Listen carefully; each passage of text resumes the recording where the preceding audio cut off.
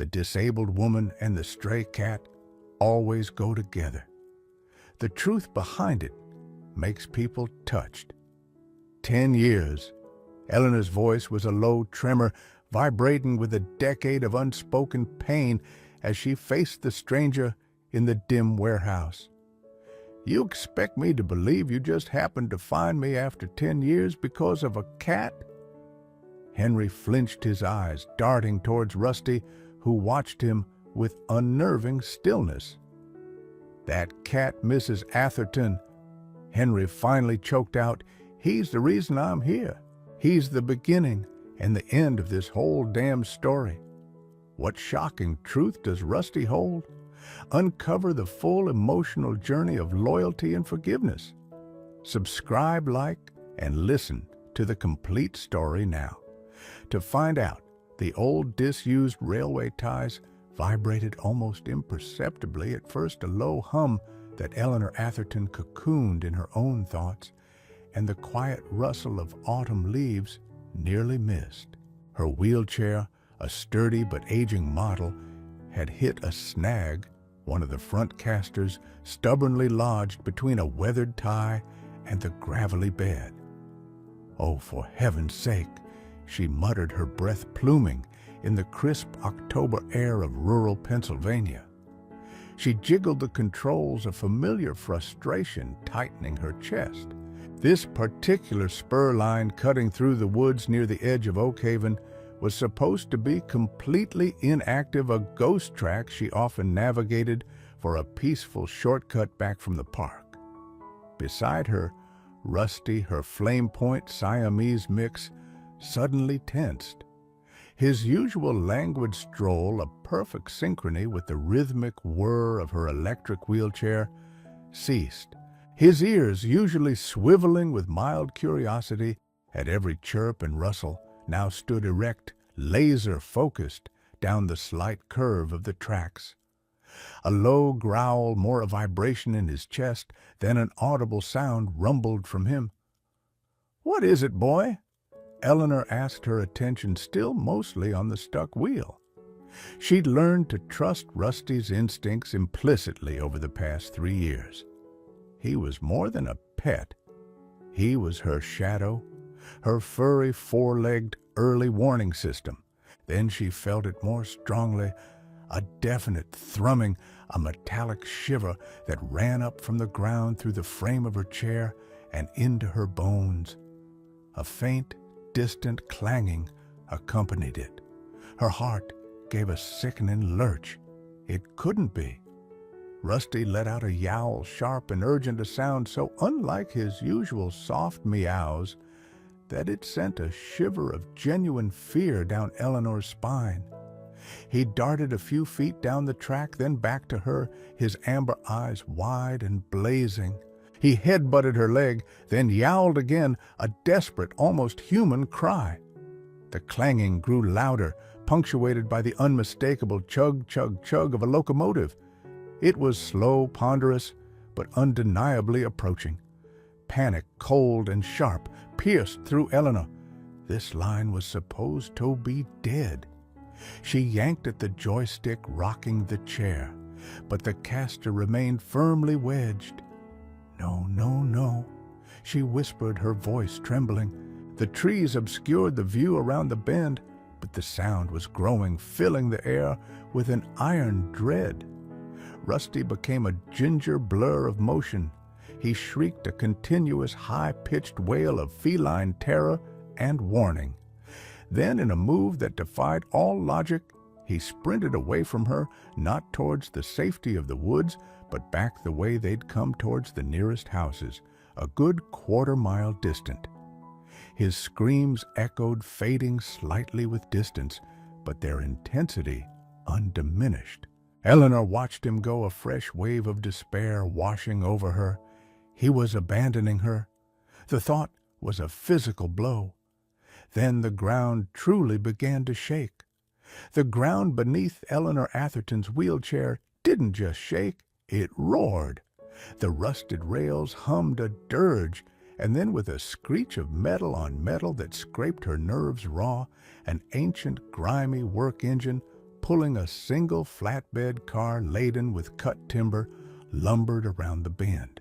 It wasn't moving fast, perhaps only 10 or 15 miles an hour, but to Eleanor, trapped and helpless, it looked like a charging behemoth. Her world narrowed to the glaring cyclops eye of its headlamp and the inexorable advance of tons of steel. She closed her eyes, a silent prayer forming on her lips, bracing for an impact that seemed terrifyingly inevitable. Then shouts, rough, urgent voices, the squeal of brakes, a sound more painful than the engine's approach, tore through the air.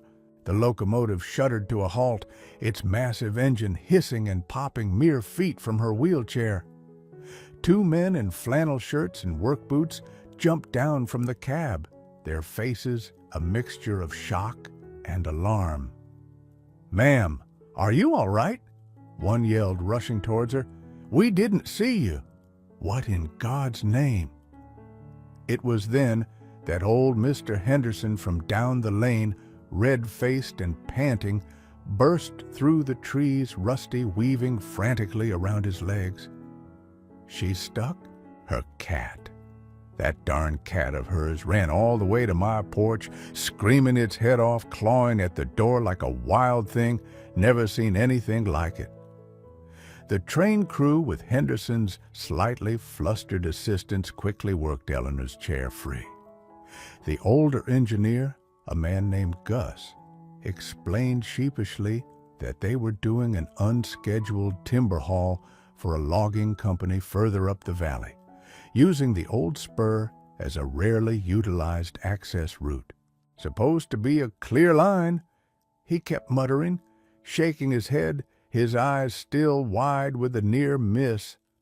Eleanor, trembling with adrenaline and relief, could only clutch Rusty, who had leaped into her lap and was now purring like a tiny motor, rubbing his head insistently against her chin. The town of Oak Haven already knew Eleanor and Rusty were inseparable, but after the miracle on the tracks, as it quickly became known, their legend solidified. The orange cat wasn't just a companion, he was Eleanor's guardian angel. 68 years old, Eleanor had been a resident of Oak Haven, Pennsylvania, for most of her adult life. She'd been a vibrant, independent woman, a retired librarian who loved hiking and tending her small garden.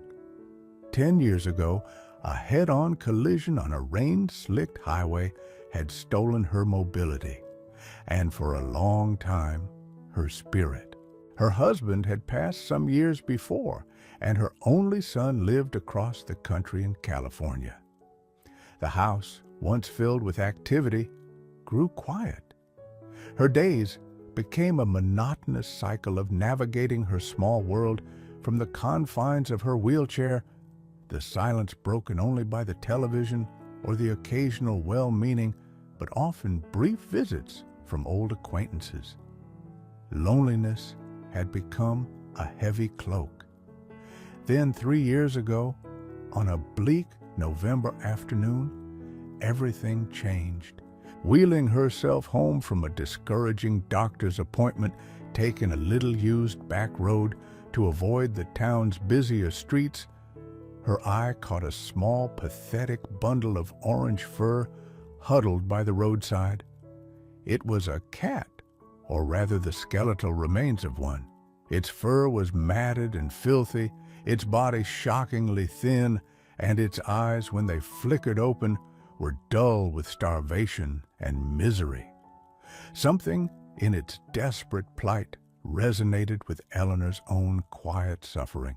Despite the awkwardness of maneuvering him, she gently scooped up the near-weightless creature, settled him on her lap, and took him home.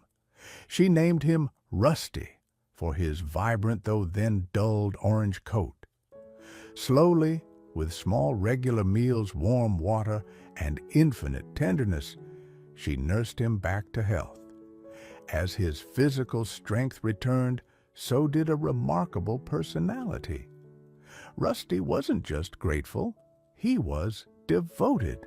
He became her constant shadow, a warm presence on her lap during long afternoons, a gentle paw reaching out to touch her face in the quiet hours of the morning. He followed her wheelchair like a loyal page, his purr a constant soothing balm to her often aching heart.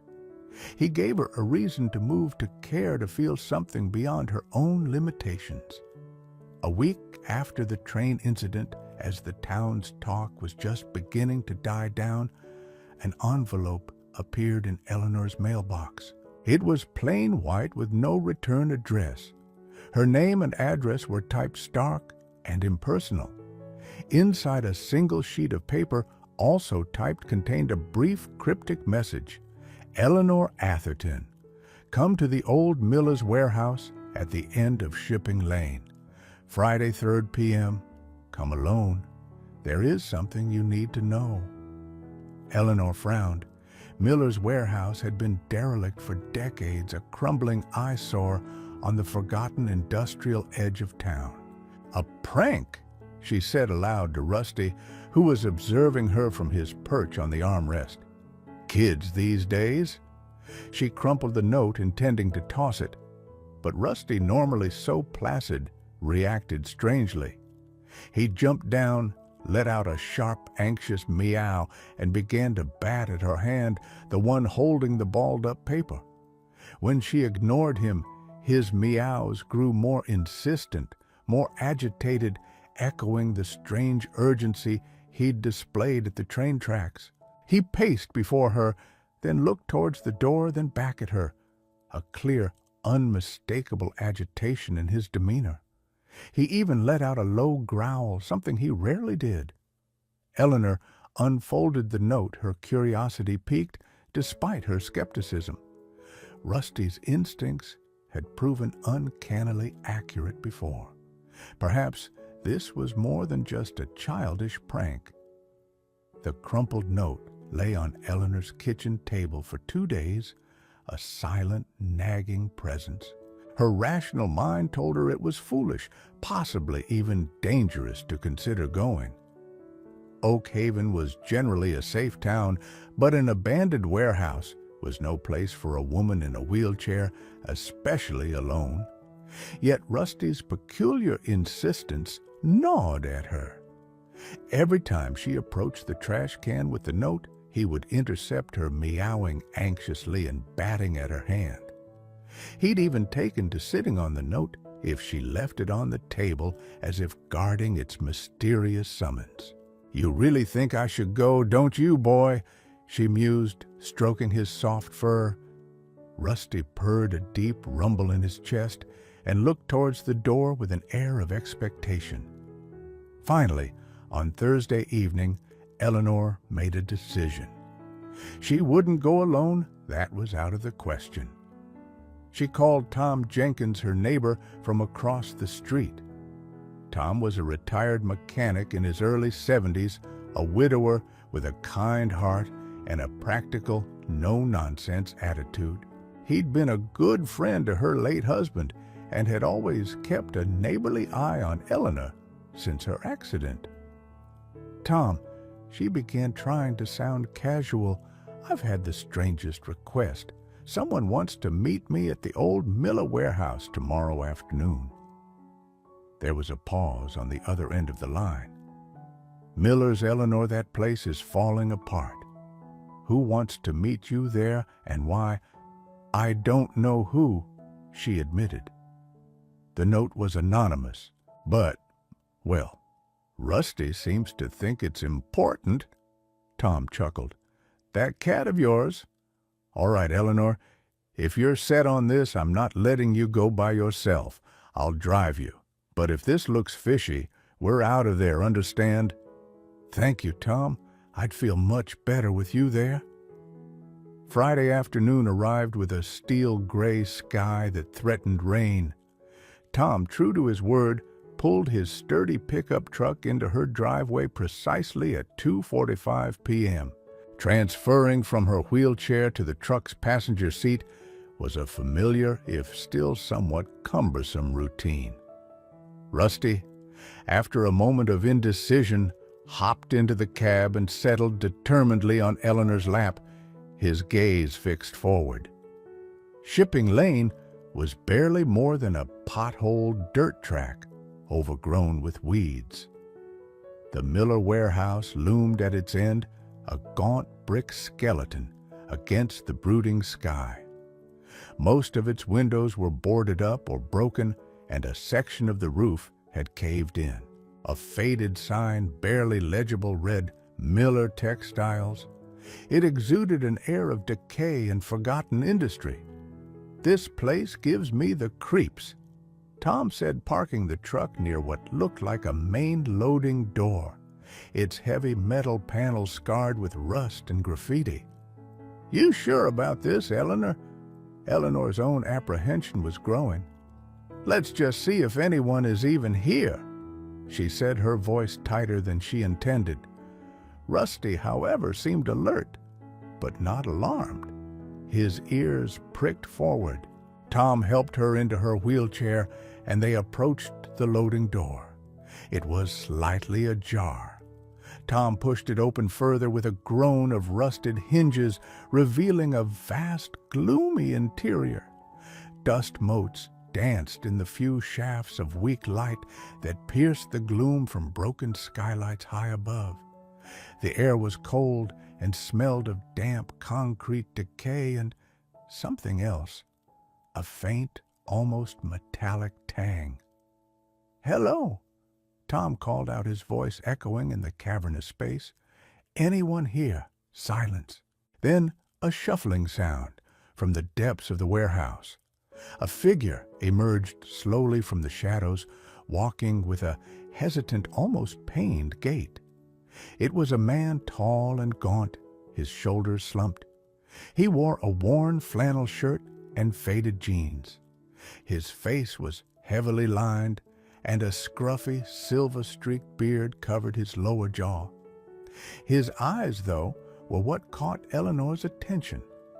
They were filled with a profound, haunting sadness and a nervousness that made him tremble almost visibly. "Mrs. Atherton?" he asked, his voice raspy, as if from disuse. He clutched an old, grease-stained baseball cap in his hands, twisting it nervously. "Yes, I'm Eleanor Atherton," she replied, trying to keep her voice steady. "And you are—" The man swallowed hard. His gaze flickered towards Tom, then back to Eleanor, then down to Rusty, who had moved slightly in front of Eleanor's chair, observing the stranger with quiet intensity. My name is Henry," he said, his voice barely above a whisper. "Henry Kowalski." Eleanor didn't recognize the name. "Mr. Kowalski, did you send me that note?" "I did," he admitted, his eyes darting around as if expecting someone else to appear. "Thank you for coming. I know this is strange." "Strange doesn't quite cover it," Tom interjected, his arms crossed, his stance protective. "What's this all about, Mr. Kowalski?" Henry took a ragged breath. "It's about an accident a long time ago." He looked directly at Eleanor, and a flicker of something unreadable crossed his face. "An accident that changed your life." Eleanor felt a cold premonition. Her hand instinctively went to the armrest of her chair. "What do you mean? 10 years ago?" Henry began, his voice cracking. "On Route 118, a rainy night, a blue sedan." Eleanor's breath caught in her throat. The details were seared into her memory: the blinding headlights, the screech of tires, the terrifying, weightless moment before impact. She remembered the rain, her blue sedan crumpled around her. How could this stranger know these specific details unless— Rusty let out a low, soft hiss, not aggressive, but a clear signal of unease. He pressed himself against Eleanor's leg. Henry's eyes welled up. I was the other driver, Mrs. Atherton, the driver of the truck." The words hung in the damp, cold air of the warehouse. heavy and suffocating, the driver of the truck. Eleanor stared at Henry Kowalski, the man whose face was now contorted with a mixture of anguish and fear.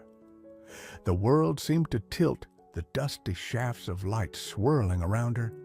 10 years, 10 years of pain, of loss of a life irrevocably altered, and the architect of that devastation was standing before her, a trembling, broken figure.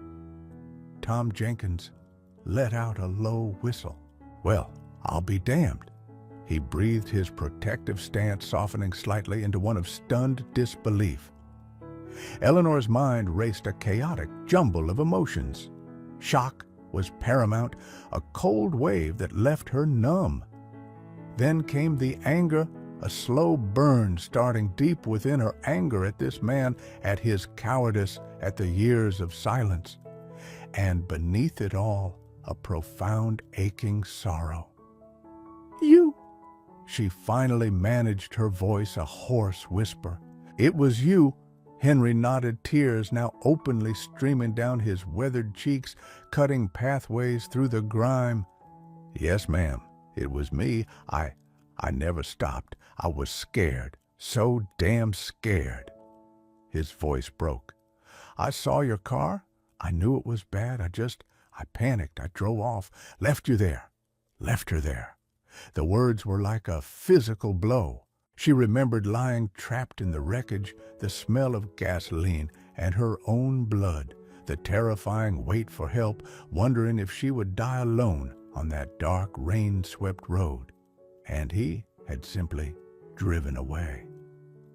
"You fled the scene," Eleanor stated, her voice gaining a chilling clarity. It wasn't a question. "Yes," he choked out shame, bowing his head. "Like the worst kind of coward. I've lived with it every day since, every single day. It's eaten me alive, Mrs. Atherton. I lost my job, my family. I've been drifting, working odd jobs, never staying in one place too long, always looking over my shoulder." Eleanor felt a strange detachment, as if watching this scene unfold from outside her own body. She looked down at Rusty, who had pressed himself firmly against her shin, his small body a warm, reassuring presence.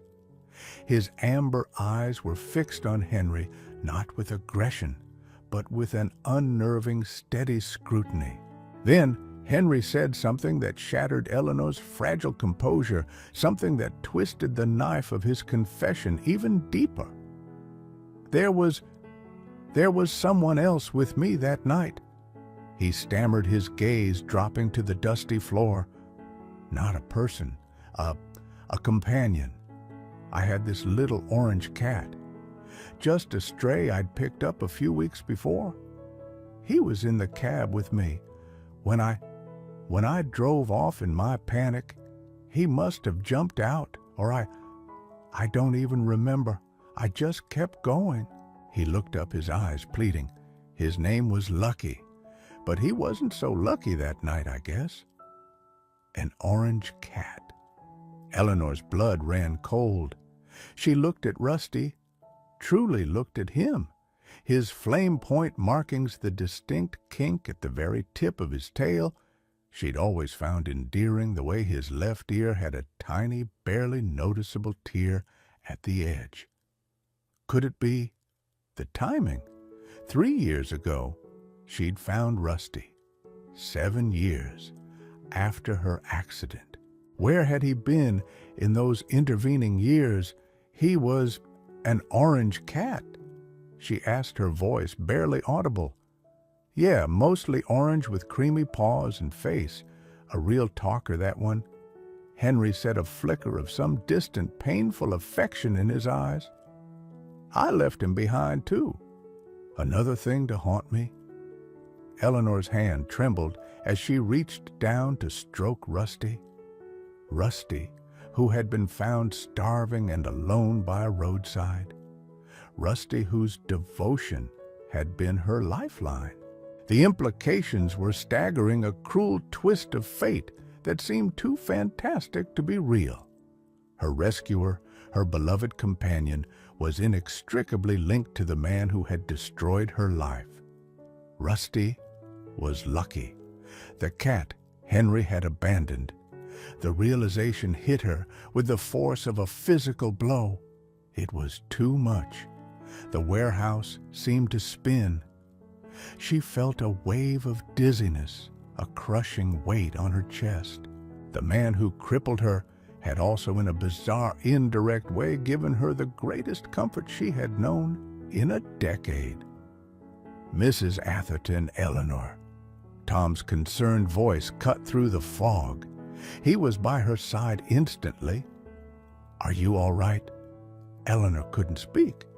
She just looked from Henry's guilt-stricken face to Rusty, who now met her gaze, a soft, questioning meow escaping him. It was as if he understood the monumental, terrible connection that had just been unearthed. The past wasn't just being confronted, it was being rewritten, intertwined in a way she could never have imagined. Her quiet life, her bond with Rusty everything, was now cast in a new, stark, and deeply unsettling light. There was no going back from this moment.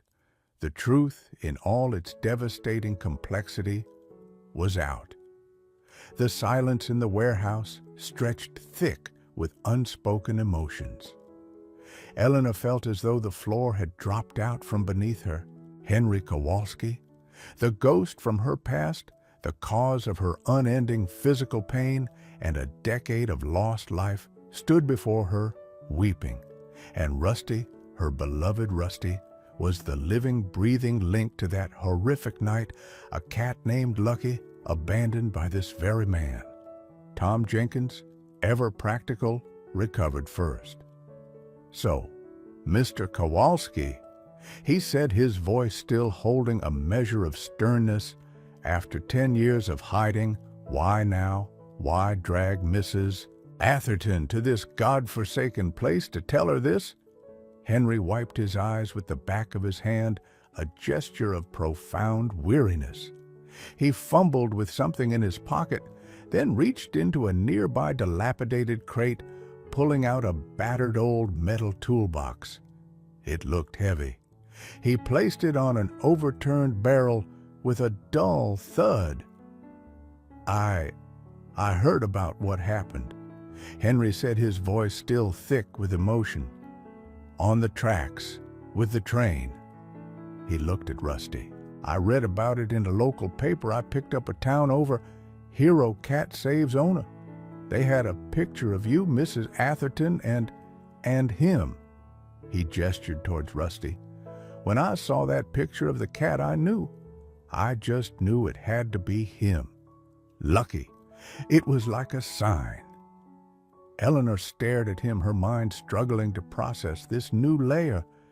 Henry had recognized Rusty from a newspaper photograph. The improbability of it all was dizzying. "It took me a week to get up the nerve." Henry continued, his hands trembling as he fumbled with the latches on the toolbox.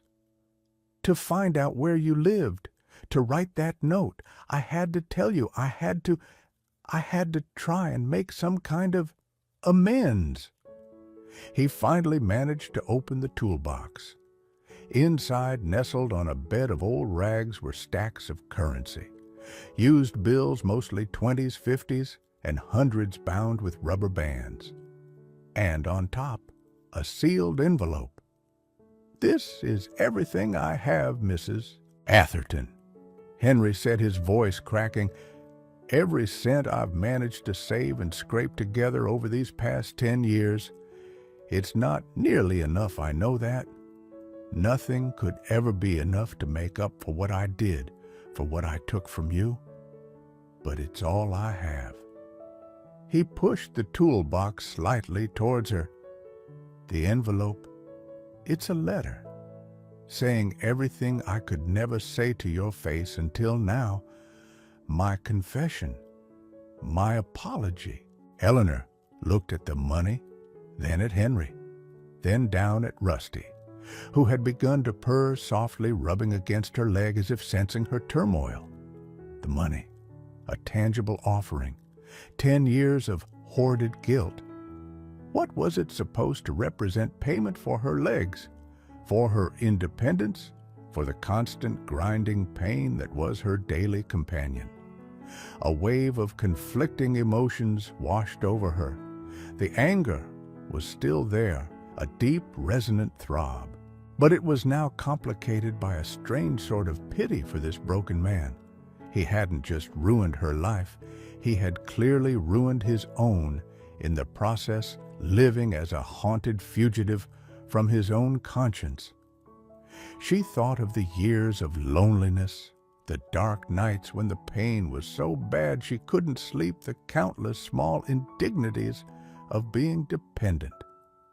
She thought of the dreams she'd had to abandon the simple pleasures she could no longer enjoy. Could money ever touch that? Then she thought of Rusty, his unwavering companionship, the warmth of his body on her lap on cold nights, the soft rumble of his purr that could soothe her deepest anxieties, the sheer, unadulterated joy of his presence.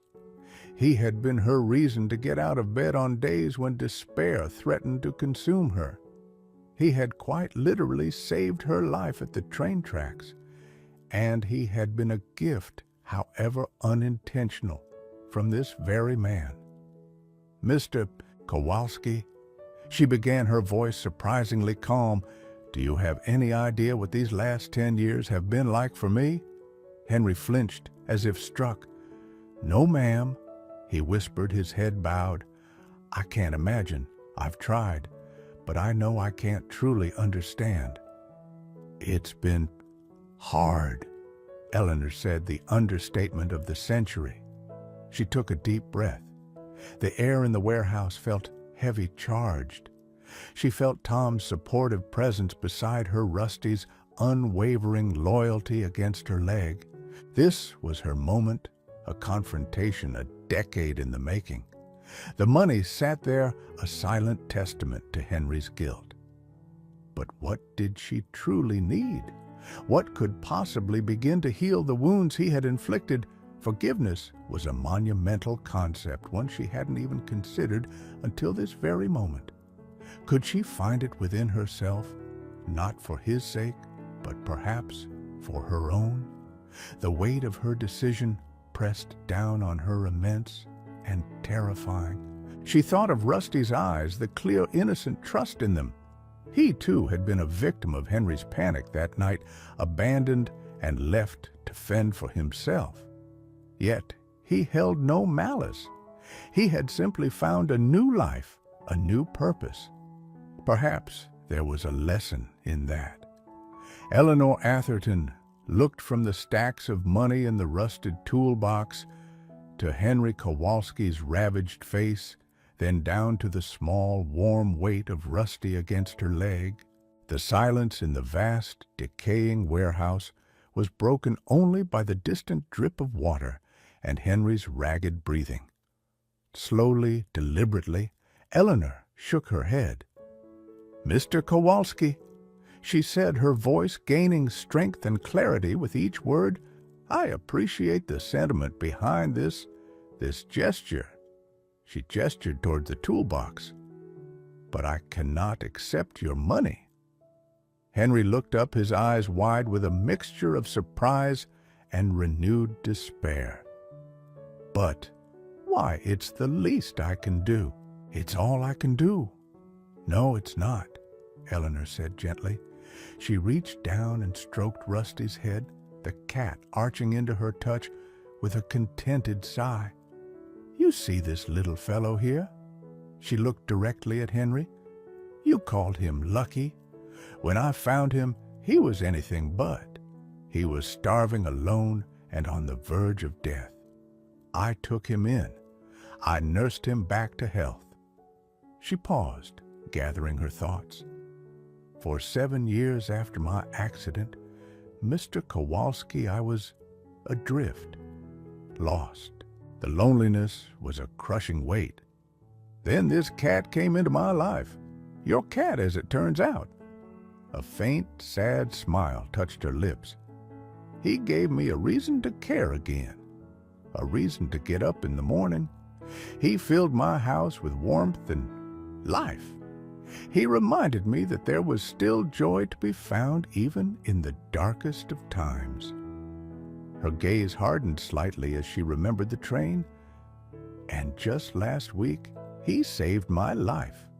Quite literally. If it weren't for him, I wouldn't be here talking to you now." Eleanor looked back at the money. "What you took from me 10 years ago, my ability to walk my independence years of my life, no amount of money can ever replace that. It simply can't." She took a deep breath. "But Rusty, or Lucky as you knew him, he's given me something invaluable. Companionship, purpose, unconditional love. He saved me in more ways than you can possibly imagine, Mr. Kowalski. That is something your money cannot buy." Henry stared at her, tears streaming down his face unheeded. He seemed to shrink, the weight of her words pressing down on him. "So keep your money," Eleanor continued, her voice softening. "Use it to build a life for yourself, a good life. You've carried this burden for 10 years. That's a heavy sentence." She paused and then uttered the words that hung powerful and resonant in the cold air. "I forgive you, Henry." Henry let out a strangled sob and sank to his knees, his shoulders shaking. I don't deserve it." He choked out, his face buried in his hands. "Perhaps not," Eleanor said quietly. "But I deserve to be free of the anger I've carried. And you deserve a chance to make amends, not with money, but with your actions from this day forward. Live a good life, Henry. Do good for others. Be the man you weren't 10 years ago. That will be your true atonement." She looked at Rusty. Just like Rusty has done in his own way, he found a way to bring comfort and joy despite what happened to him. As if on cue, Rusty detached himself from Eleanor's leg. He walked slowly, cautiously towards the kneeling, weeping man. Henry looked up, his eyes filled with disbelief as Rusty approached. The cat sniffed at Henry's outstretched, trembling hand, then, to everyone's astonishment, rubbed his head against it briefly before turning and walking back to Eleanor's side, where he sat with a quiet purr, looking from Henry to Eleanor. It was a small gesture, but it felt like a benediction. The tension in the warehouse seemed to dissipate, replaced by a fragile, exhausted peace. Tom Jenkins, who had remained a silent, stoic observer, let out a long breath and walked over to place a hand on Henry's shoulder. "Come on, Kowalski," he said, his voice gruff but not unkind. "Get up. The ladies offered you a gift. Don't waste it." Henry, with Tom's help, slowly rose to his feet, his face a mask of raw emotion, gratitude, shame, and a dawning, unbelievable relief. He couldn't meet Eleanor's eyes directly yet, but he nodded, a jerky, convulsive movement. They left the cold, decaying warehouse, emerging into the fading afternoon light. The gray sky seemed a little less oppressive. Tom drove Henry back to the rundown motel on the highway where he'd been staying after Henry promised he would find a way to use the money for something worthwhile, perhaps even to help others, as Eleanor suggested. In the weeks and months that followed, Oak Haven witnessed a quiet transformation. Henry Kowalski didn't disappear. After ensuring he had no outstanding legal issues that would prevent it, time and his nomadic existence had obscured his trail from any official pursuit years ago, he found a small rented room in a neighboring town and secured a job at a local lumberyard. Hesitantly at first, then with growing regularity, Henry began to visit Eleanor. He didn't come empty-handed. He'd fix a leaky faucet, repair a loose step on her porch, or help tend the small vegetable patch in her backyard that she struggled to maintain from her wheelchair. They didn't talk much about the accident anymore. There was an unspoken understanding that the past, while acknowledged, would not define their present. Eleanor found herself looking forward to his visits, to the quiet companionship and the sense that something good was emerging from so much pain. Rusty, ever Eleanor's loyal shadow, maintained a certain dignified reserve with Henry initially. He would allow Henry to stroke him, even purr under his touch, but his primary allegiance was, and always would be, to Eleanor. Yet there was an acceptance, a peaceful coexistence that mirrored the fragile healing taking place between the two humans. The story of Eleanor, Henry, and Rusty gradually filtered through Oak Haven. The initial shock and gossip gave way to a quiet admiration for Eleanor's capacity for forgiveness and a grudging respect for Henry's attempts at atonement. Their unlikely trio became a local legend, a testament to resilience, the profound depths of the human-animal bond, and the redemptive power of forgiveness. Eleanor, watching Henry patiently weeding her tomato plants one sunny afternoon, with Rusty dozing contentedly on the porch swing nearby, felt a sense of peace she hadn't thought possible. The scars of her past remained both physical and emotional, but they no longer held the same power over her. I rescued Rusty from the side of the road. She often told visitors who asked about her remarkable cat, a gentle smile playing on her lips. But in the end, Henry brought him into the world, and Rusty, well, he rescued me right back. The truth behind the disabled woman and the stray cat was a complex tapestry of pain, chance, and ultimately profound grace, a story that touched all who heard it, reminding them that even in the deepest shadows, loyalty and forgiveness could illuminate the way forward.